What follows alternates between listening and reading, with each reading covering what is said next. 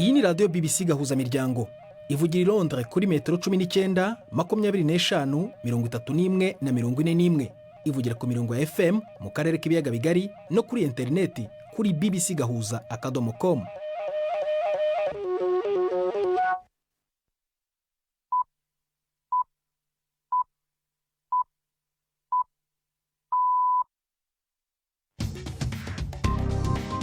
Ubu ni saa 10 n'igice ku isaha mpuzamahanga ya GMT, ni saa 12 n'igice ku masaha yo mu Rwanda no mu Burundi.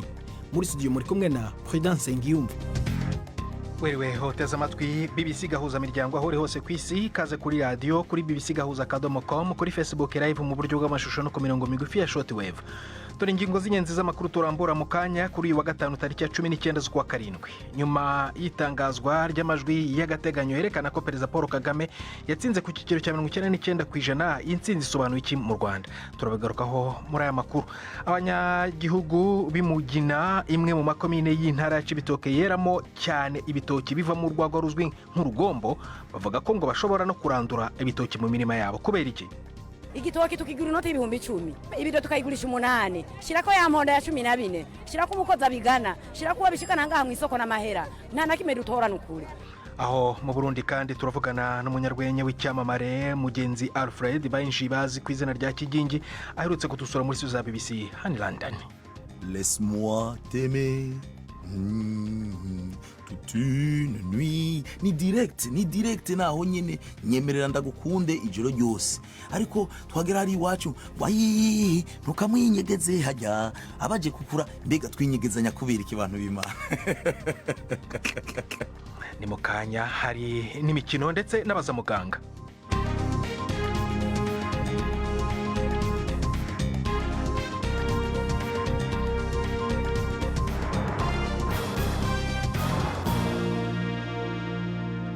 Ibyo byose n'ibindi turabagarukaho nyuma y'ingengo z'ingenzi z'andi makuru avugwa ku isi, mugezweho na Florentine Kwizera.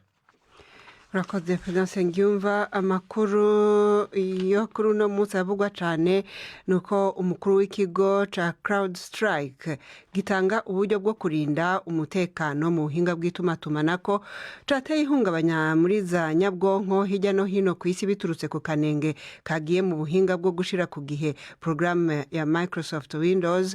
Yasavye imbabazi.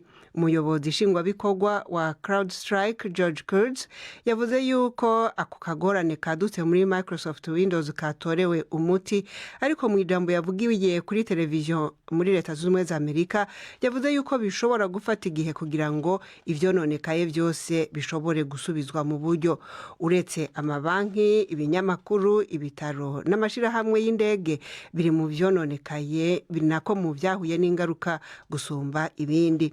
Ingendo z'indege hamwe zahagaritswe, ingenzi zirinda kwandikwa hakoreshejwe iminwe.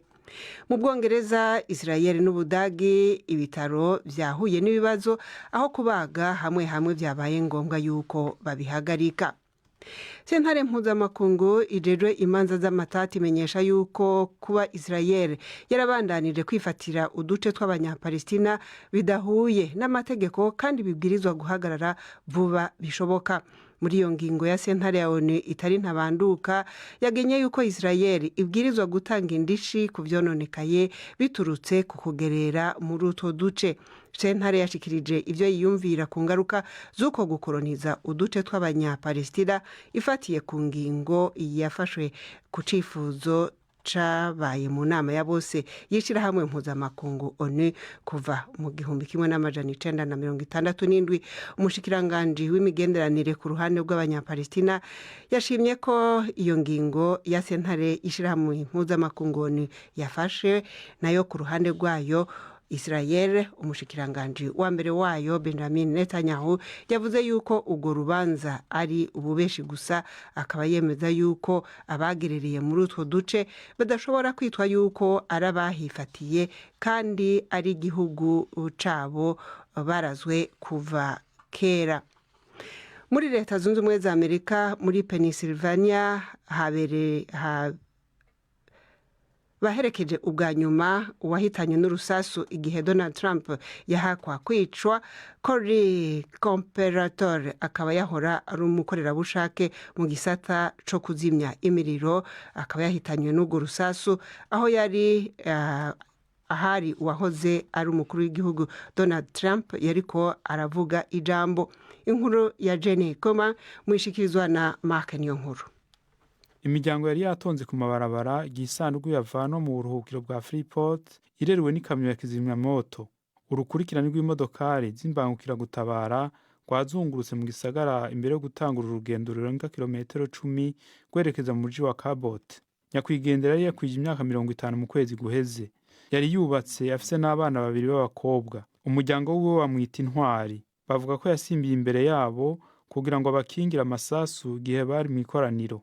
Uyu yarasanzwe akunda cyane Trump, yari yajanye n'igishika cyo kuja kumuraba no kumwumva ahavuga. Abo mu muryango wa hafi bavuga ko yari umuvyeyi mwiza cyane, umuntu w'Imana, akaba n'umurepublicain w'imbere. Imumva ni BBC gahuza miryango. Abategetsi mu buseruko bwa Republika ya Demokarasi ya Kongo mu ntara ya Kivu y'Epfo bahagaritse ibikorwa vyose bijanye no gucukura amabuye y'agaciro. Uramatari w'intara ya Kivu y'Epfo yavuze yuko amashirahamwe canke ibigo bicukura vyose bifise amasaha 72 kugira ngo bibe vyamaze kuva mu birombe. Yavuze yuko iyo ngingo yaturutse ku kajagari karangwa muri ivyo bikorwa vyo gucukura. Harashize imyaka imigwi yitwaje ibigwanisho igwanira kugenzura ivyo birombe birimwo ivya zahabu na coltan ikoreshwa mu gukora za telefone ngendanwa. Israel irakeka cyane yuko drone yarashe mu mugwa mukuru Tel Aviv mu gatondo k'uyu munsi yatewe iturutse muri Yemen. Umugwi w'Abahudi muri Yemen wari umaze kuvuga yuko ari wo warungitse iyo ndege itagira umudereva yahitanye umuntu umwe abandi benshi bagakomereka. Ni inkuru ya Barbara Plate mushikirizwa na Jean-Claude Mwambutsa.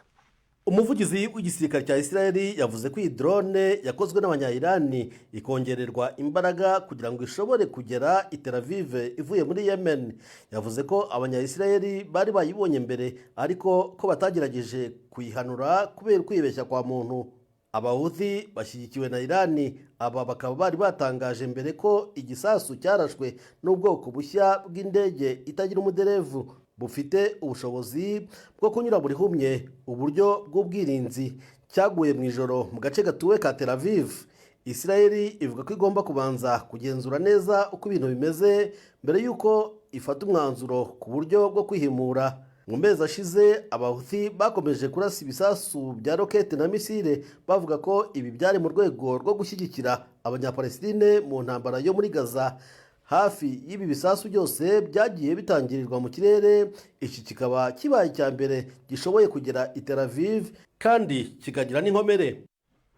Nangirize muri Kenya aho perezida w'ico gihugu William Ruto yatangaje amadina ya bamwe mu bagize leta nshasha inyuma y'amayinga make akuye yari hasanzwe kubera imyerekano igwiriyemwo abakiri bato yandurutse ku nteguro y'itegeko rigena amafaranga ya leta yateganya kuduza amakori. Mu ruheze yakuye abagize leta hafi bose yemeza yuko yari yumvise akamo k'abanyagihugu kubijanye no gusesagura ubutunzi bwa leta hamwe n'ibiturire.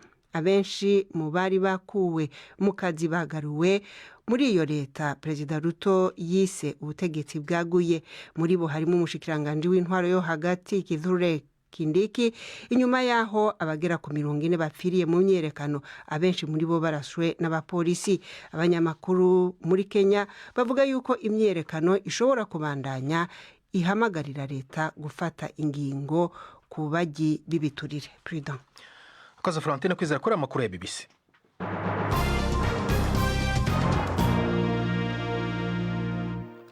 Ikaze ku makuru arambuye duhera mu Rwanda haherutse gusozwa amatora ya perezida n'abadepite. Amajwi y'agateganyo yatangajwe na komisiyo y'amatora yerekana ko perezida Paul Kagame n'ishyaka riri ku butegetsi rya FPR bayatsinze ku buryo budatunguranye ku rugero rwa 99% ku mwanya w'umukuru w'igihugu. Abanenga uburyo amatora yagenze bavuga ko nta guhiganwa gufatika kwabayeho, ariko abashima bemeza ko bigaragaza amahitamo y'abanyarwanda kandi bagashima ibyavuye mu matora yakozwe mu ituze. Twashatse kumenya icyo intsinzi ya perezida Paul Kagame izemezwa ku mugaragaro ku buryo budasubizwaho ku itariki 27 z'uko kwezi isobanuye. Mvugana na Joseph Sebarenzi wahoze ari umukuru w'inteko ishinga amategeko mu Rwanda, ubu yigisha ibijyanye no gukemura amakimbirane muri Leta Zunze Ubumwe za Amerika. Yatangiye ambwira ko ibi by'intsinzi iremeye cyane atari byavugwa mu Rwanda. N'igihe cya Habyarimana amatora yari ameze kuri abantu bose bagomba kujya gutora, ibyavuye mu matora ugasanga ni mu majwi 90 n'ibindi byo hejuru. Nko muri 83 nivuga ko Habyarimana yagize amajwi 99 n'ibice 97, ngira ngo 88 yagize 99 n'ibice 98. Numvise ko nari amatora ngo ibyavuyemo ko perezida yatowe kuri 99 n'ibice 18. Urumva nicyo kimwe ku buryo rero mu Rwanda urumva naho bidutera impungenge cyane ko twagiye tunyura mu bibazo bikomeye. Umuntu akibaza ngo ese bibaye nk'uko byagiye biba ahandi hantu hari abayobozi bafite imbaraga z'umurengera nko muri Iraq igihe cya Saddam Hussein, muri Congo igihe cya Mobutu, muri Uganda igihe cya Idi Amin, ibintu nk'ibyo ugasanga rero biteye impungenge ibyagezweho n'ubutegetsi buriho bigakomeza aho kugira ngo bisenyuke iyo umuyobozi avuyeho. Ariko nk'abari mu Rwanda cyane ndetse na komisiyo y'amatora, komisiyo ivuga ko yigenga kandi ko abasabye kupiganwa muri aya matora bemerewe kubujuje ibyangombwa, ubutegetsi bushyirwaho n'abaturage kandi bugakorwa mu mudendezo ndetse no mu mutekano. Yewe nk'urugero naguhaga no mu gihe cya Habyarimana nta na rimwe mu matora higeze haba imvururu. Amatora yabaga mu mahoro, ukabona ndetse abantu bajya gutora berekana ko banezerewe, kimwe no kwa bibonye ejo bundi mu gihe cy'amatora ya Kagame y'ejo bundi cyangwa se n'aya mbere.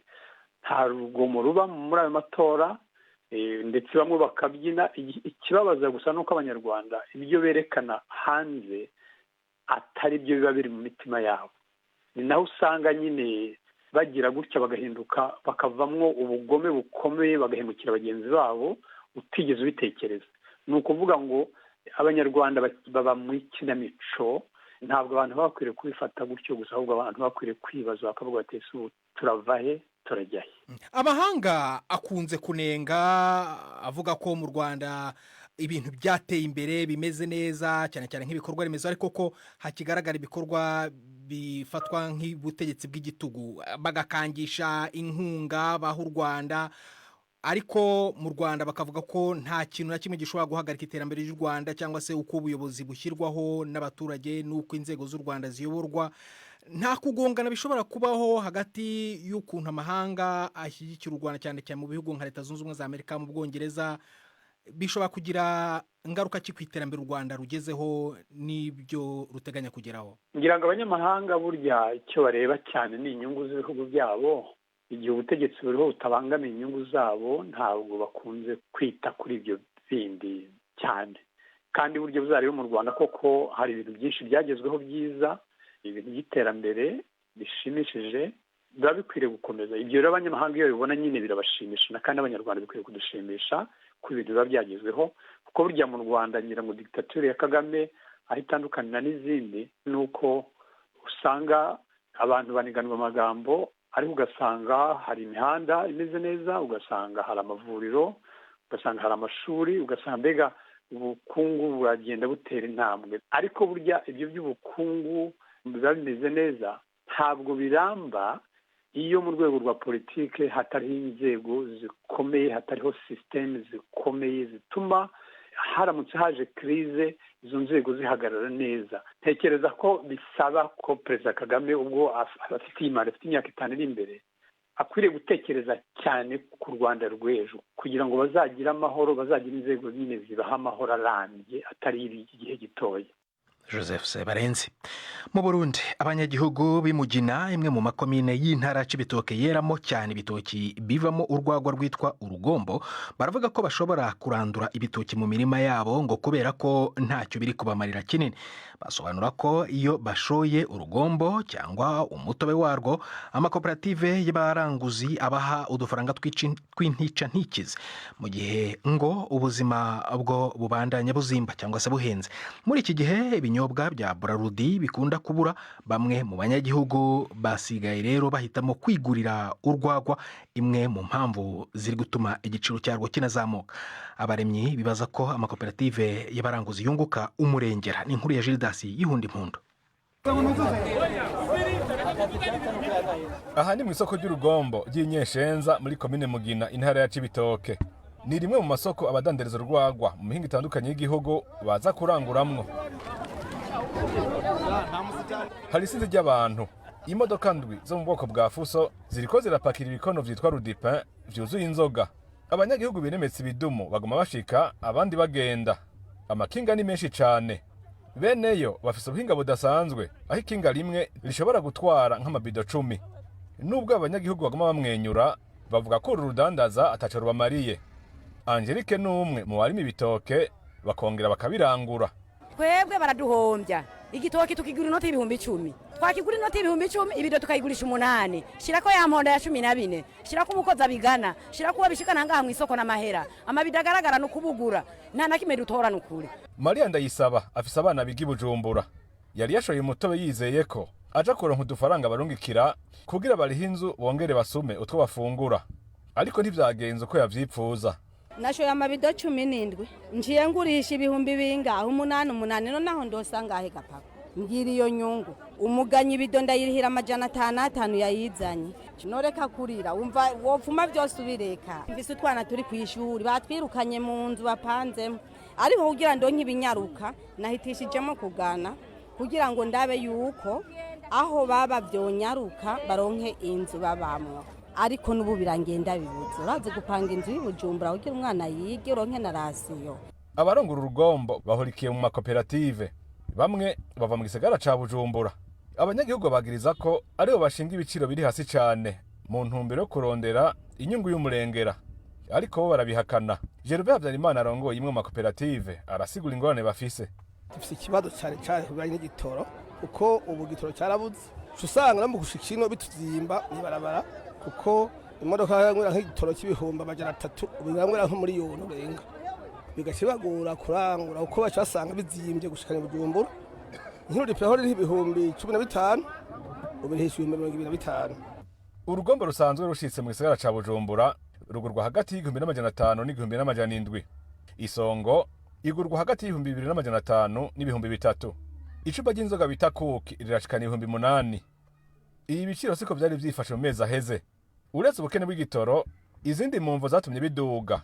N'ubukene bw'ibinyobwa vyishira hamwe Brarudi bwatumye bamwe bahungira mu binyobwa kavukire. Elias Hatungimana na Jean Paul nabasanze bariko bihereza urugombo muri zone Buyenzi mu gisagara ca Bujumbura. Inzoga za Brarudi ni nk'ubu novuga nyene zirabura ni nk'ubu nta ziriho neza. Ntubona natonda harakagwa naco kangira nabi ndakamenyereye. Furanga twaramaze kuyamenyera 15 n'ibisanzwe turayabahanye. Ndahera kukagwa nkarigura nk'amacupa nk'abiri. Mfata Brarudi Primus ime amankitahira ejo. Buramatari w'intara ya Cibitoke Colonel de Police Kareme Bizoza amenyesha ko bagenda biga bukebuke ingene bokosora kugira umurimyi w'ibitoke amererwe neza gusumba. Nk'akarorero karengo hari koperative imwe gusa yari yiharije isoko ryo kurangura urugombo, ariko ubu ngo baretse izindi zirinjiramwo kugira habu guhiganwa. Jidas yihundi mpundu aho ngaho mu Burundi ku rugombo tugeze ku isa 11:47 muri studio za BBC hano i London. Ni saa 1:12 mu Rwanda no mu Burundi. Mu kanya turagaruka nyuma y'akaruko gato cyane turajya mu mikino no muri baza muganga.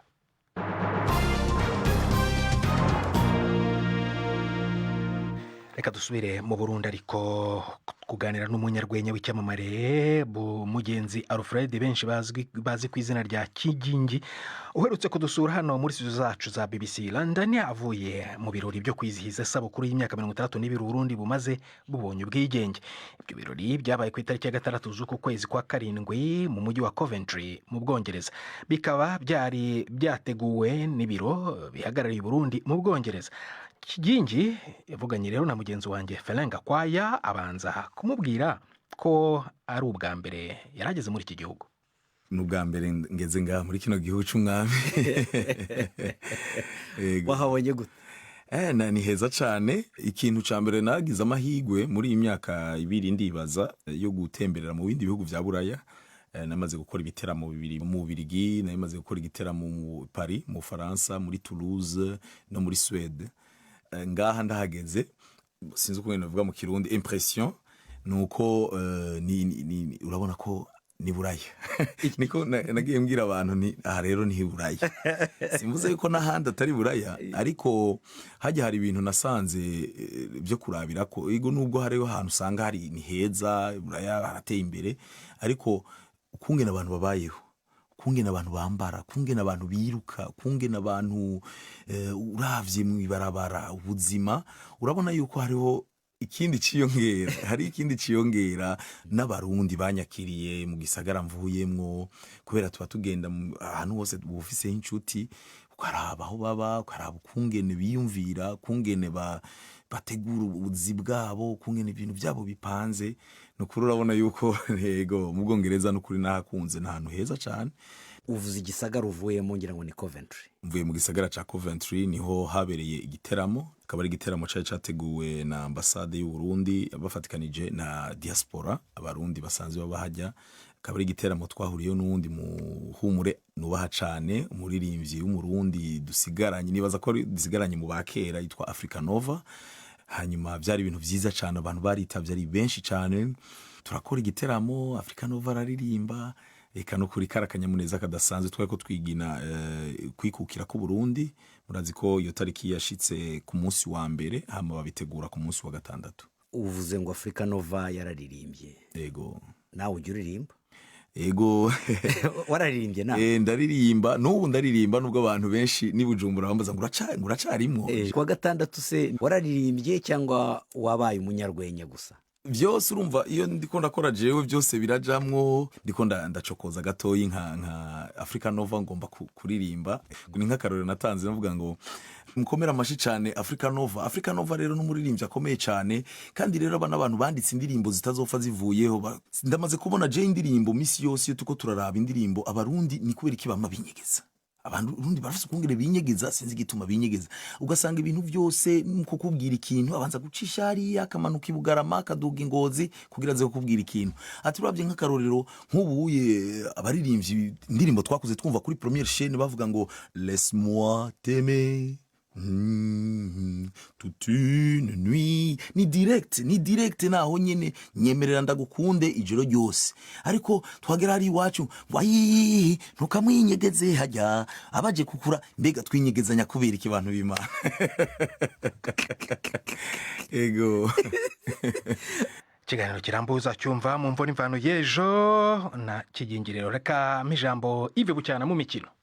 Mwireho neza amakuru y'imikino ndayahera mu mpira w'amaguru ibiganiro bya Everton n'itsinda rya Friedkin ku bijyanye no kugura iyi kipe byahagaritswe nyuma y'uko impande zombi zindaniwe kumvikana. Itsinda rya Friedkin naryo rifite ikipe ya AS Roma yo muri shampiyona y'Ubutaliyani ryari ryumvikanye amasezerano yo kugura iyi kipe yo muri shampiyona y'Ubwongereza mu kwezi kwa gatandatu. Hagati aho ikipe ya Manchester United yasinyishije myugariro w'Ubufaransa Leny Yoro wakiniraga ikipe ya Lille ku gaciro kasaga miliyoni 52 z'amapaundi hamwe na miliyoni zisaga 6 z'inyongera zizatangwa nyuma. Uyu myugariro w'imyaka 18 yasinye amasezerano y'imyaka 5 muri United ashobora kongerwaho umwaka umwe. Ukuza kwa Yoro gukurikira undi mukinnyi United iherutse gusinyisha uyu ni witwa Joshua Zirkzee w'imyaka 23 yaguzwe miliyoni zisaga 36 z'amapaundi avuye mu ikipe y'Ubutaliyani ya Bologna. Ni mu gihe uwari umukinnyi wa Manchester United Mason Greenwood we yerekeje mu ikipe ya Olympique de Marseille mu gihugu cy'Ubufaransa aho yasinye amasezerano azageza muri 2029 kuri miliyoni zisaga 26 z'amapaundi. Ikipe ya AC Milan yo yasinyishije umukinnyi ukomoka muri Espagne Alvaro Morata rutahizamu w'imyaka 31 wa Atletico Madrid ku masezerano y'imyaka 4 ashobora no kongerwaho undi mwaka. Nsoreze muri tennis Rafael Nadal akomeje kwitegura bikaze imikino Olympique ejo yatsinze umwongereza Cameron Norrie mu cyiciro cya kabiri cy'irushanwa rya Suede Open.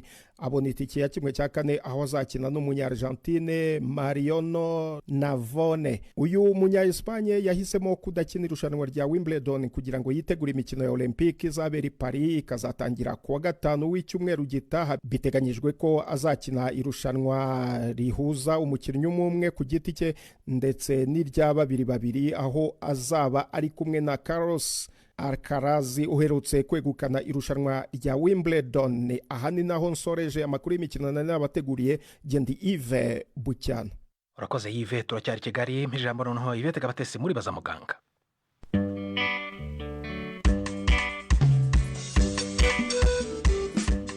Mwiriyeho neza. Impetigo ni imwe mu ndwara za infection zifata uruhu zikunze kugaragara. Uyu munsi turi kumwe na muganga Albin Irakarama mu bitaro La Croix du Sud. Impetigo ni indwara iterwa n'udusimba two mu bwoko bwa bagiteri bigafata ku ruhu ku gace ko hejuru cyane k'inyuma rwose. Kiri mu bwoko bubiri, hari itangira imeze nk'agaheri kanini kuzuye amazi, hari niza noneho ko gaheri kadahari, cyo bita impetigo bure na impetigo nobile.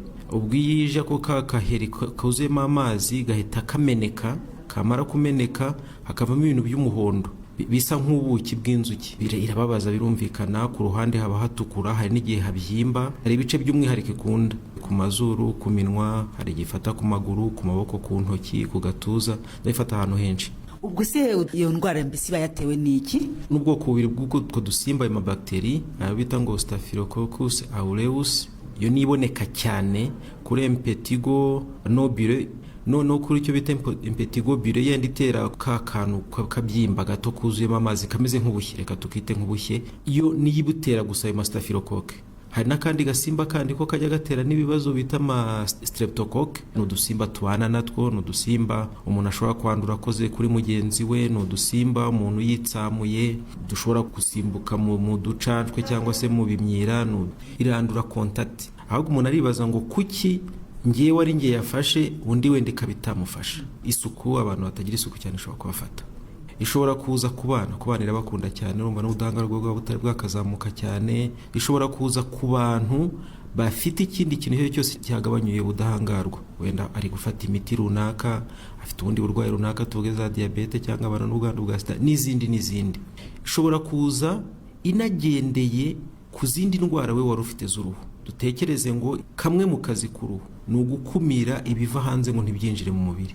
Tuvuga urwaye indwara runaka, tuvuga amareriji y'uruhu, ateraho utwo dusebe. Vuga twa dusebe ya bariyeri, kwa gukumira k'uruhu byavuyeho, twa dusimba turabasha kwinjiramo. Icyaza kuri uyu icyo ari cyo cyose gituma rukobokaho, reka mbyite gukoboka, utwo dusimba turaprofita tukinjiramo. Mwakomojereho rero wenda kuri complication cyangwa se uburyo ishobora gukarira ubuzima bw'umuntu, bigenda gute icyo gihe? Gukara, hari gukara byako kanya, afite igisebe arababara, harabyimba, hari n'igihe havamo n'amashyira, hari n'igihe muri za kushe 3 muri rusange z'uruhu iharenga, nubwo igenda ihindura amazina. Twa dusimba turimo turacukura, ishobora no kurenga ikaba yafata n'amagufa aho ngaho, ashobora no kurenga bwa bumara bwa busimba bya dutera manjine, tujya dufata impyiko kaba byafugera no ku magufa n'iki. Donc hari ingaruka nyinshi cyane ku ndongera hitavuwe. Aretse ko hari kandi nk'ubwo bwoko bwa impetigo, hari udusimba tundi navuga zikarishye zihangana n'ano antibiotique dutanga. Ubwo mvuze mise ntangira kuvuga no kwivura, ino miti dutanga isanzwe yo kwivuza wayitanga ntikoreho. Iyo nubwo kumwe bwako gasimba gatera izo impetigo, ariko ubwo noneho ubwo buza bufite amahane, umuntu ari buze kugira umuriro, agire rwose umuntu asanga yagize icyo bita ngo ni sepsis cyangwa septicemie. Donc bite bikwira mu mubiri byihuse, ndetse bikaba byajya gufatana twa dukusha cyangwa utuntu tumeze nk'utwenda dukingira ubwonko, cyo bita meninge, bigatera meningite, aho irica rwose mu minota ingahe. Rero byanze bikunze n'indwara ziba zigomba kwitabwaho. Indwara zigomba kwitabwaho, nubwo impetigo ari tubana nayo, kwa kundi yafashe ka gakushe ko hejuru couche cornée, niyi nakize kira rwose mu gihe cy'icyumweru kimwe, dukoresha n'imiti yo gusiga gusa atari ngombwa yo kunywa. Kereka iyo ugasanga umuntu yatinze kuyivuza cyangwa yatangiye kugira ibindi bimenyetso biguhamagarira gutanga imiti yo kunywa mu kanwa, ariko yavurwa byoroshye. Ikwiye kubanza kumenywa niyo ufite cyangwa siyo. Hari nubwo abafite ya ndwara yindi nka eczema n'urugero, hano mareriji y'uruhu yirwarira, ariko bwa busimba bugaprofita bukazamo. gutanga amavuta y'uruhu.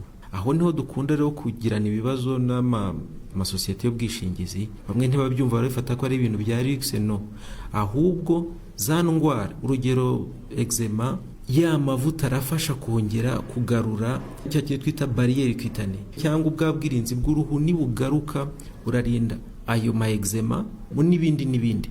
Ibyo nabyo bikongera bikagira izindi ngaruka nziza, kuko umuntu ntabwo ari buze guhora ku miti, ntari buze guta umwanya uhora kwa muganga, yaba ari ubwe cyangwa avuza abana. arakoze Ivete Kabatesi, mwakoze namwe gukurikirana BBC Gahuza Miryango. Ndi Prudence Nyumva, weekend nziza.